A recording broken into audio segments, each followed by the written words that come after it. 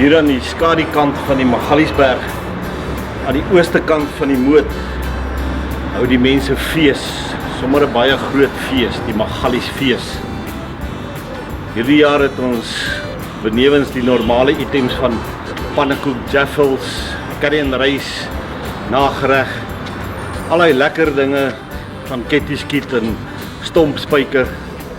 Ons hierdie jaar ook nog 'n jagkompetisie ter waarde van R26.000 wat gewen kan word. So kom skryf in vir daardie jagkompetisie, net 400 kaartjies beskikbaar. Vir die manne wat nie in gaan skryf vir die jagkompetisie nie, is jy welkom om jou breipenne te bring en saam met die vrouens in die breikompetisie deel te neem. As dit vir jou na 'n te gevaarlike sport klink, kan jy kom cupcakes versier. En jou eie cupcake versier en inskryf en 'n prys of 2 daarmee ook te kan wen. Daar's verskeie ander items waaraan jy kan deelneem en waar daar kompetisies is, waarmee jy dalk nou nie die wêreld se grootste prys kan wen, maar wel die aangenaamste ervaring kan beleef.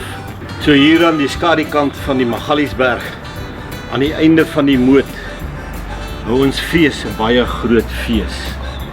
Die Magaliesfees. 1 Mei 2024, die Magaliesfees.